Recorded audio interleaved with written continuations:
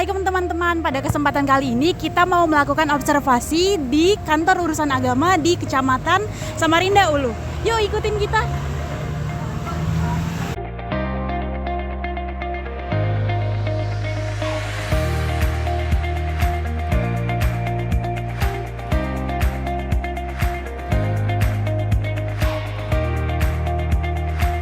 Teman-teman, kita perkenalan dulu. Ini namanya siapa? Nama saya Anjar Dwi Nur Hayati, NIM 2221508011. Nama saya Nurul Istiqomah dengan nomor NIM 22215080773. Saya Resi Hidayah dengan NIM 22215080002. Nama saya Yuniarta Ramanda Pratiwi dari Prodi Hukum Keluarga dengan NIM 221508004. Saya Alia Maulida dengan NIM 22215080037. Pada hari yang sama saat kami melakukan observasi, ternyata ada orang yang akan melangsungkan pernikahan di KUA. Kita juga sudah meminta izin kepada pengantin untuk mendokumentasikan pernikahan mereka. Di sini saya bersama dengan Resti dan teman-teman yang lain menunggu di luar untuk memberikan ruang kepada keluarga pengantin. Masya Allah, tabarakallah. Sebelum pembacaan ijab kabul, penghulu menyampaikan khutbah nikah terlebih dahulu. Tunai. Saya terima nikahnya Duta Mas Lipah binti Junaidi dengan mas kawinnya 500.000 rupiah tunai.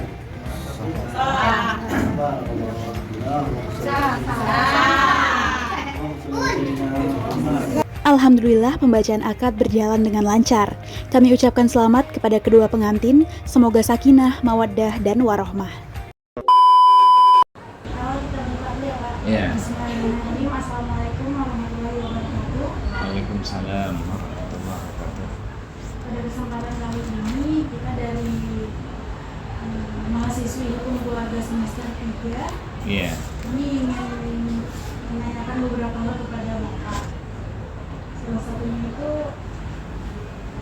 yang pertama, bagaimana tata cara atau alur pendaftaran pernikahan di KUA seperti yang udah Bapak sampaikan kemarin. Kalau mendaftar tuh ada lewat SMS boleh, tapi kebanyakan langsung ke sini. Nah, mereka itu sudah membawa perlengkapannya. Misalnya ada pengantar RT, pengantar kelurahan. Kalau misalnya dia PNS, langsung izin atasannya. Kalau dia pegawai polisi atau tentara, sekalian dengan izin komandan, seperti Pak Polisi tadi. Seperti itu. Jadi lengkap sudah.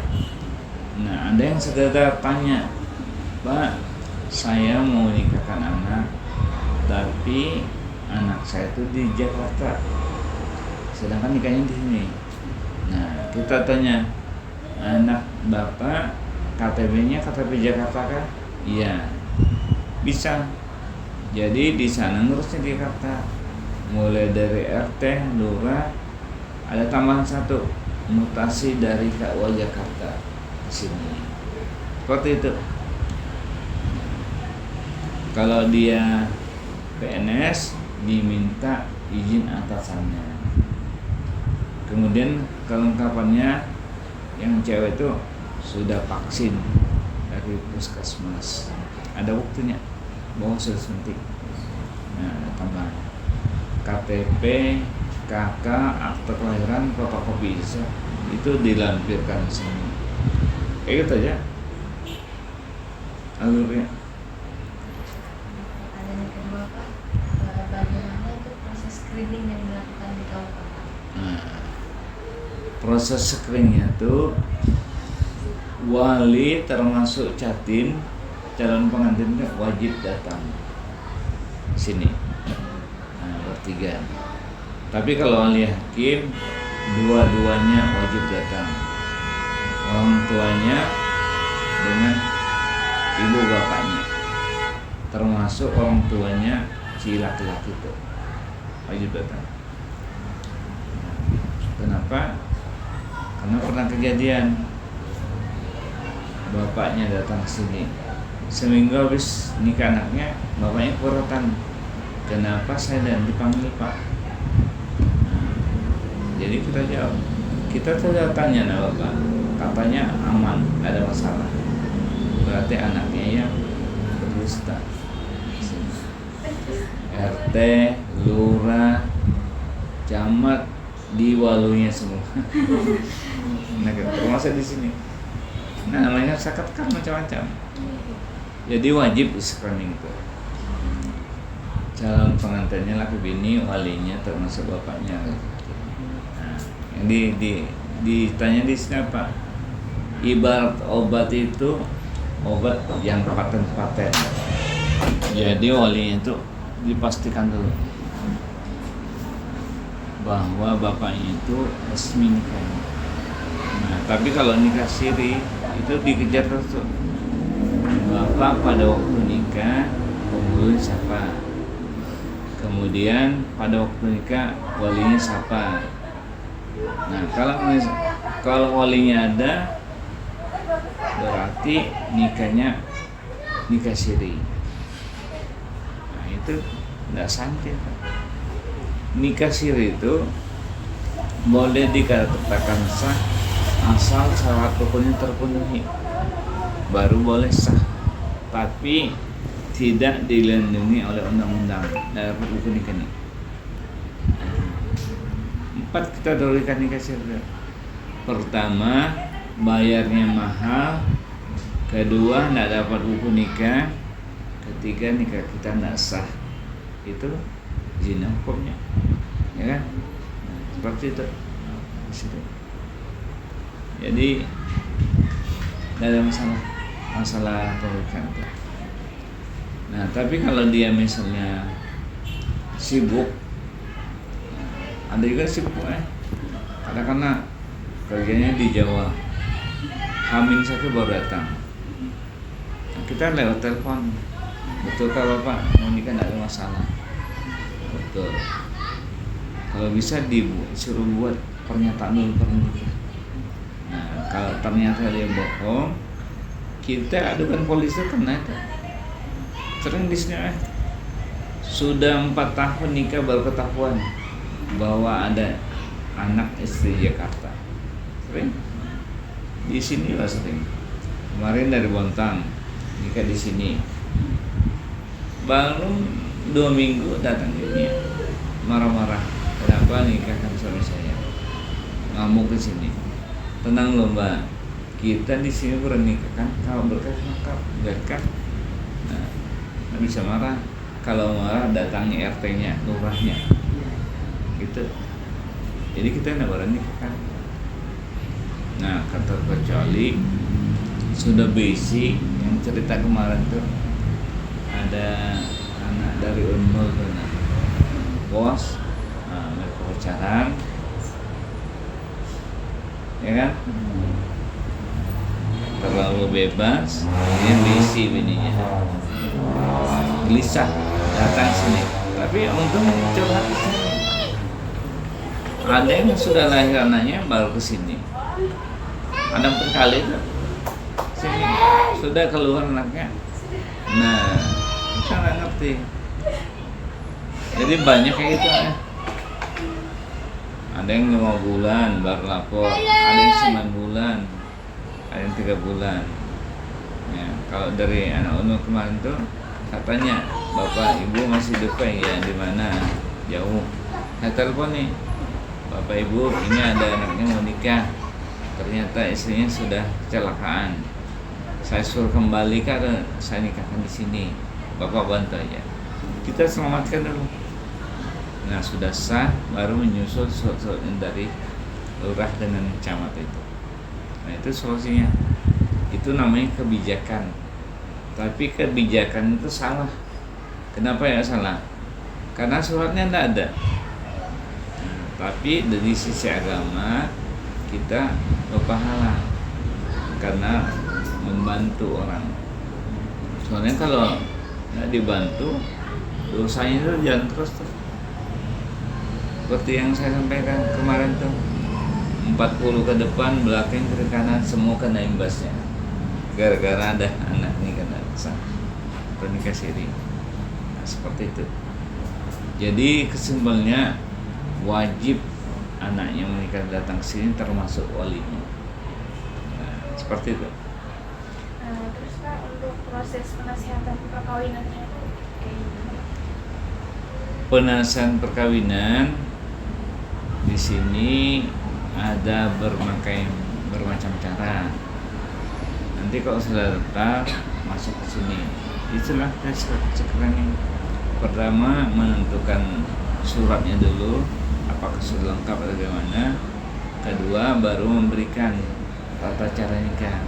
Nanti menjelang nikah saksinya sudah siap, walinya sudah siap, termasuk mas kawinnya sudah siapkan, baru ijab kabul gitu.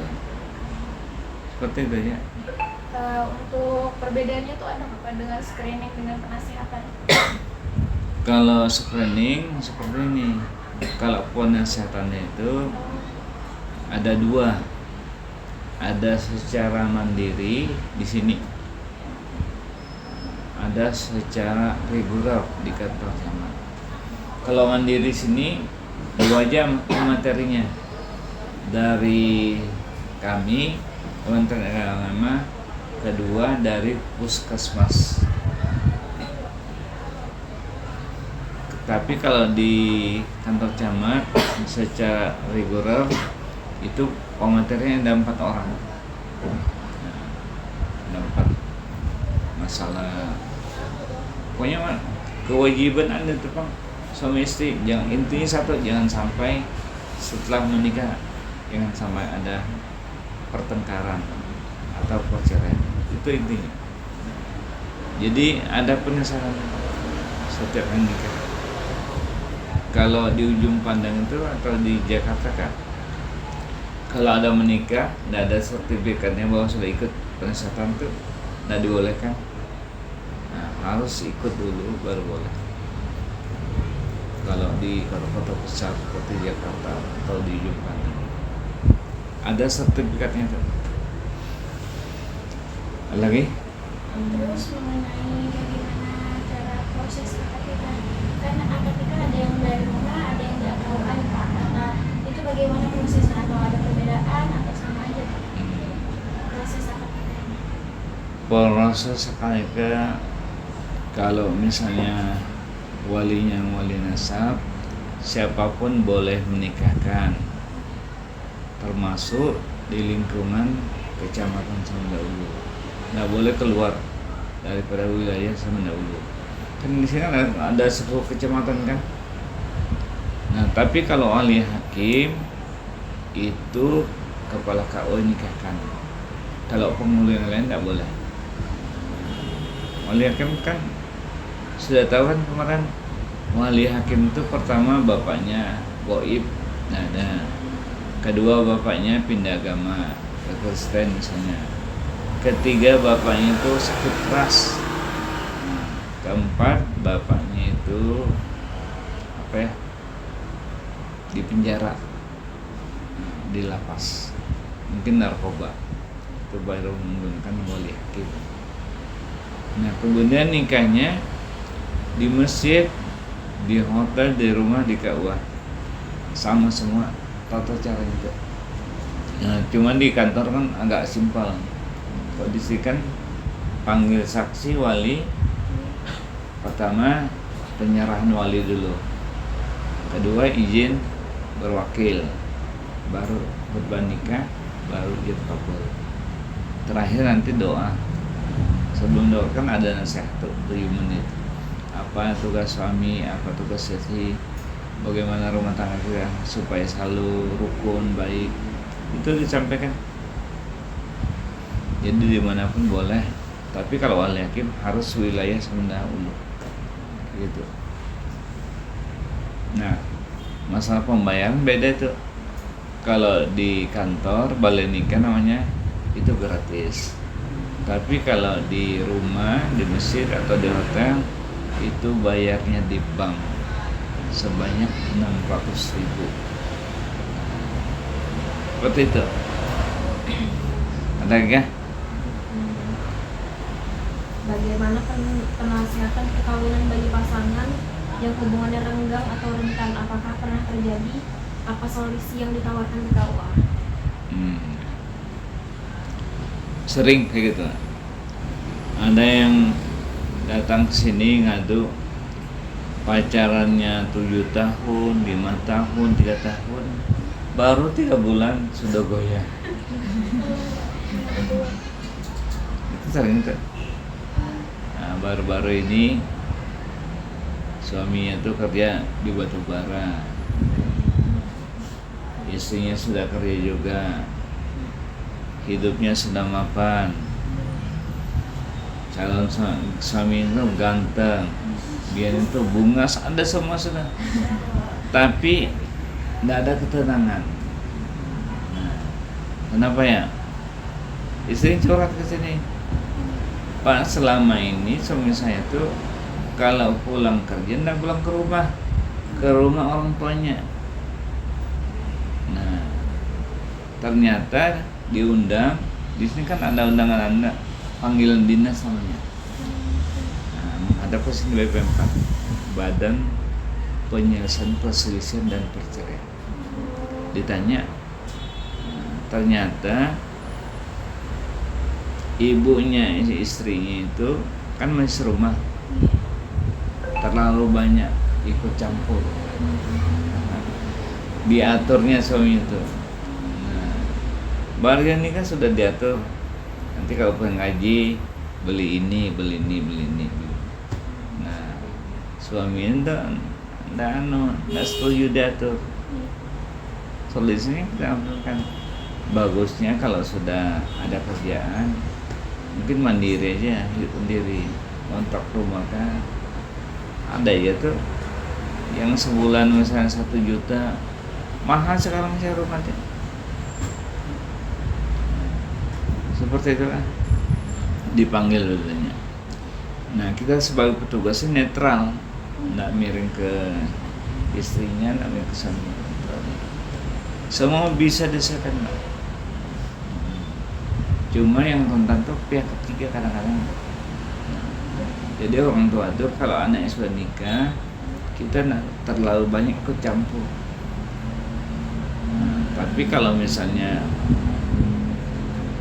memprihatinkan, misalnya istri itu ditelantarkan, itu baru boleh ikut campur. Termasuk emosi berlebihan, seperti kemarin ada sini, anaknya sudah PNS, gawi sudah pintar memasak, pintar mengaji, menyanyi, bungas lagi orangnya. Tapi setiap emosi suami itu selalu main fisik, ditinju bininya. Ada fotonya, berdarahan. Nah, kata saya, ini Pak, fatal ini. Gimana ini Pak? Kalau bisa ke kantor polisi, dijerai. Kata orang tanya, nggak usah di polisi, diceraikan aja. Pengadilan. Karena berlebihan emosinya dan fisik. Nah, diterima itu di pengadilan. Di pengadilan itu cepat diterima tuh main fisik berlebihan, ada bekasnya, apalagi ada fotonya. Kedua, suaminya itu nikah lagi, ada buktinya, dikasiri. Kemudian suaminya dipenjara, atau suami itu pindah agama atau istri. Ada seperti itu. Itu cepat di studio di pengadilan agama. Nah, seperti itu. Ada lagi kah? Ada Pak. Kita minta nasihat untuk kita semua ini Pak. Nanti kan kemungkinan nanti kita di masa depan akan melangsungkan pernikahan juga. Jadi kita mau nasihat dari Bapak. Intinya kita hidup ini ingin mencapai suatu kebahagiaan. Kebahagiaan itu definisinya, misalnya kita nanti sudah selesai kuliah, sudah kerja, baru nikah, itu bahagia sebenarnya. Atau sudah selesai kuliah, termasuk bahagia, senang hati kan. Nah, tapi kita kan ada lagi ke depannya tuh. Mungkin nikah dulu atau baru kerja. Bagusnya kerja dulu baru nikah. Atau sambil nikah, sambil kuliah bisa ya gitu. Kan dibolehkan tuh. Ada kan yang sudah nikah? Sudah ada teman beda lokal. Kita. Apa juga tapi beda kelas Pak. Seperti siapa nih? Siapa nih? Ada Ada dari yang di sini tuh ya Pak, yang dari ada dari UINSI. Sipa aja. Kan lagi hamil besar kan. Baru semester 5 kan 7 kan. Kemarin ada juga. Itu boleh ya. Kalau agama itu bila anak kita sudah saling mengenal, ada kecocokan, maka segera nikahkan. Itu agama itu. Tapi kalau dua-duanya penting, kuliah juga penting, kerja penting, bagus seperti itu. Nah, kecuali tidak bisa dibendung mungkin, nah, maka segera nikah. Kenapa? Khawatir timbul permasalahan. Gitu. Jadi idealnya itu prestasi dulu tercapai, begawi baru nikah. Kayak itu yang bagus. Tapi saya yakin ada challenge saat ini karena bunga semua kelihatannya. Apa ujar guru sekumpul? Tahu kan guru sekumpul? Bila kita itu bisa mengamalkan, kita diakui Sidin sebagai anak angkatnya. Wali tahu Sidin? Pernah aja lah sekumpul. Nah, orang sana bisa ke sekumpul mah ya. Nah, ada bisa tasbih kah? Tasbih. Nah, Allahumma sholli ala Muhammad Allahumma sholli ala Muhammad. Itu buduka keadaan. Nah, itu diamalkan. Nah, insyaallah ada keistimewaan dalam kita hidup. Mungkin itu dulu lah. Nah, atau ada yang tanyakan? Ada cara? Ada bosan. Nah, ada bosan.